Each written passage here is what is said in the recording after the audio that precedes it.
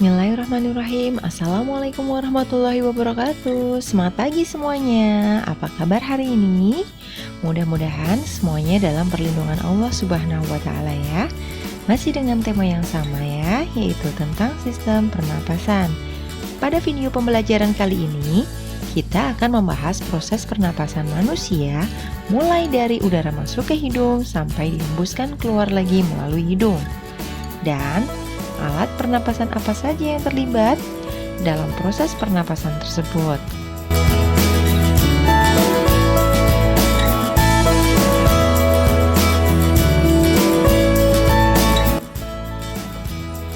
Masuk ke pembahasan pertama tentang proses pernapasan pada manusia. Proses pernapasan pada manusia dimulai dari rongga hidung, faring, laring, trakea, dan bronkus menuju alveolus. Di dalam alveolus inilah terjadi pertukaran gas antara oksigen dan karbon dioksida. Udara masuk melalui lubang hidung.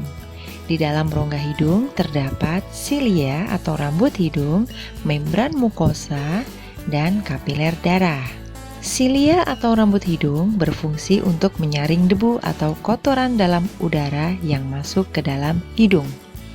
Kemudian, membran mukosa bertugas untuk melembabkan udara. Kemudian, udara akan dihangatkan oleh darah. Dari rongga hidung, kemudian udara masuk ke faring atau tenggorokan. Di dalam tenggorokan terdapat epiglotis yang dapat membuka dan menutup. Pada saat proses menelan makanan, epiglotis menutup sehingga makanan tidak masuk ke tenggorokan, tetapi menuju ke kerongkongan. Selanjutnya, udara masuk ke laring atau pangkal tenggorokan yang terdapat pita suara di dalamnya. Dari laring, udara disalurkan ke paru-paru melalui trakea atau batang tenggorokan yang berbentuk seperti pipa panjang di bagian leher dan rongga dada. Trakea memiliki sisi berbentuk menyerupai huruf C yang berfungsi untuk mempertahankan posisi dan bentuk trakea agar tetap berdiri kokoh.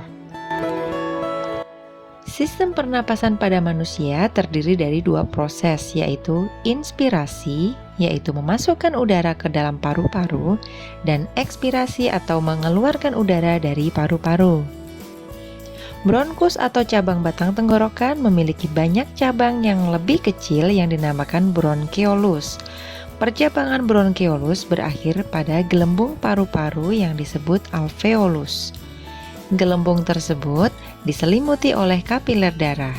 Bentuk alveolus menyerupai buah anggur.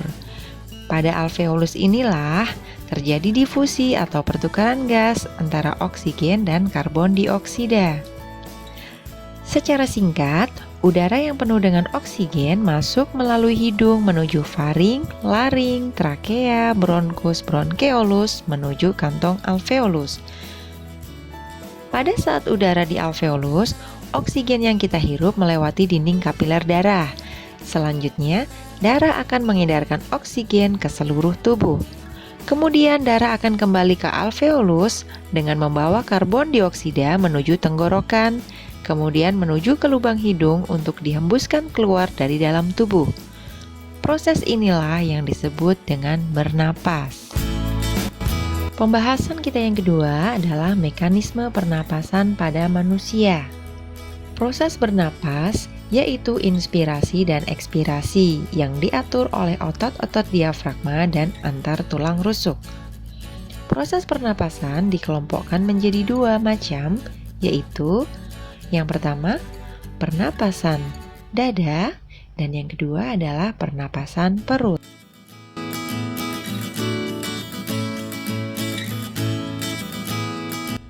Perhatikan alur pernapasan dada pada gambar berikut ini.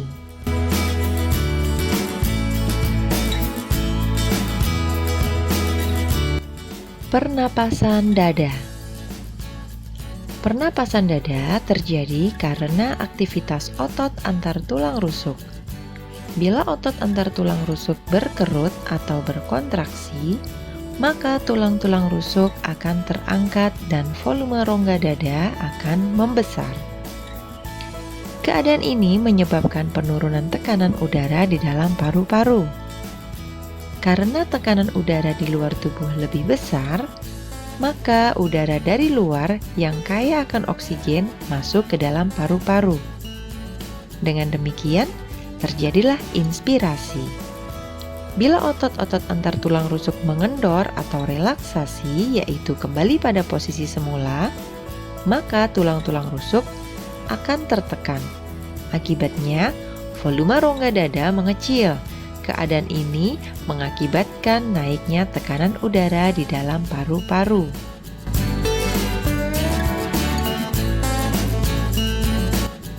Perhatikan alur pernapasan perut pada gambar berikut ini.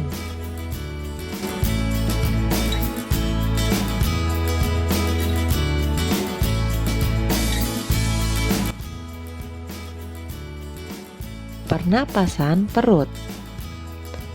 Pernapasan perut terjadi karena aktivitas otot-otot diafragma yang membatasi rongga perut dan rongga dada. Bila otot diafragma berkontraksi, maka diafragma akan mendatar. Keadaan ini mengakibatkan rongga dada membesar sehingga tekanan udara di paru-paru mengecil. Akibatnya, udara luar yang kaya akan oksigen masuk ke dalam paru-paru melalui saluran pernapasan. Dengan demikian, terjadilah inspirasi. Sebaliknya, bila otot diafragma relaksasi atau kembali pada posisi semula, maka kedudukan diafragma melengkung ke atas. Keadaan ini mengakibatkan rongga dada membesar. Akibatnya, udara dari paru-paru yang kaya akan karbon dioksida terdorong keluar. Dengan demikian terjadilah ekspirasi.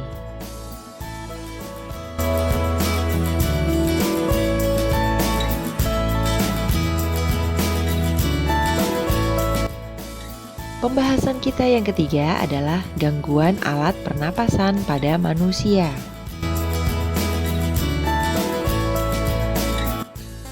Untuk dapat bernapas dengan baik, saluran pernapasan yang sehat berperan sangat penting. Saluran pernapasan terbagi menjadi dua bagian. Bagian yang pertama adalah saluran napas atas yang meliputi area mulut, hidung, tenggorokan, laring, dan trakea. Bagian kedua adalah saluran pernapasan bawah yang meliputi bronkus atau cabang tenggorokan, bronkiolus, dan alveoli di paru-paru. Berikut ini adalah gangguan pernapasan pada manusia. Yang pertama adalah flu atau influenza. Influenza disebabkan oleh virus dan mudah menular. Penularan bisa terjadi melalui kontak langsung ke cairan yang keluar saat batuk atau bersin. Biasanya, saat flu, hidung dipenuhi oleh lendir yang mengganggu pernapasan. Gangguan yang kedua adalah faringitis. Faringitis disebabkan oleh infeksi virus dan bakteri sehingga membutuhkan antibiotik untuk pengobatannya. Biasanya, penderita merasakan nyeri pada tenggorokan karena alergi atau iritasi tenggorokan.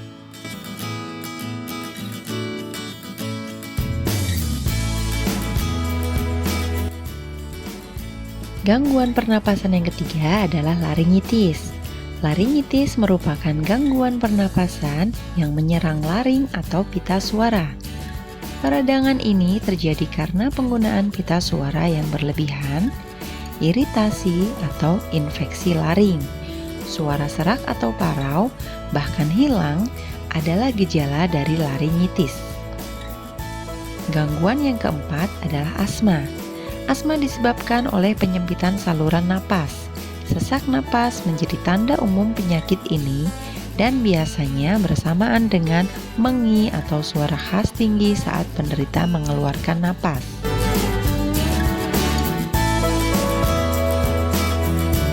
Gangguan kelima adalah bronkitis. Bronkitis adalah peradangan pada bronkus.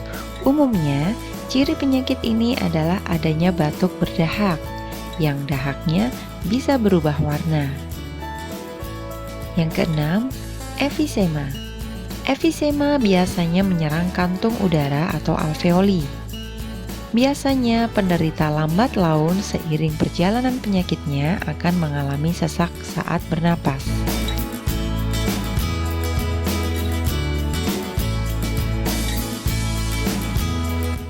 Gangguan pernafasan yang ketujuh adalah pneumonia atau radang paru-paru yang merupakan peradangan akibat infeksi. Gejala umumnya adalah batuk berdahak, demam, dan sesak napas. Ciri lainnya adalah dahak kental dan dapat berubah warna, bahkan bernoda darah. Gangguan yang kedelapan adalah tuberkulosis atau TBC. TBC disebabkan oleh virus tuberkulosis.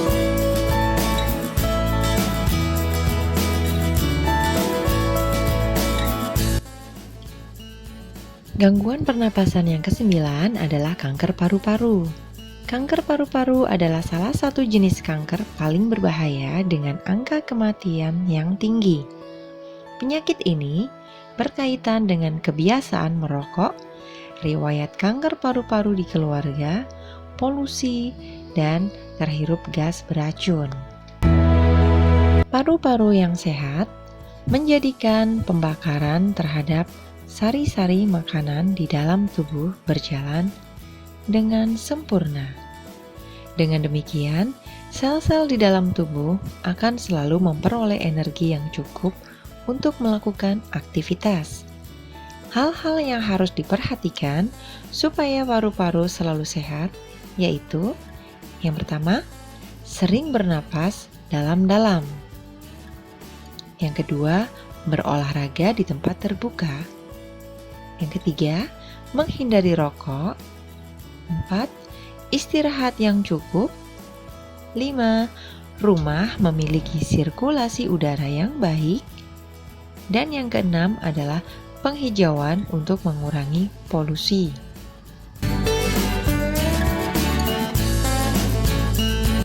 Demikian tadi pembahasan terakhir kita di tema 2. Semoga video ini memberikan manfaat ya. Jangan lupa like, subscribe, komen, dan share video pembelajaran ini jika dianggap memberikan manfaat untuk kalian. Terima kasih. Wassalamualaikum warahmatullahi wabarakatuh.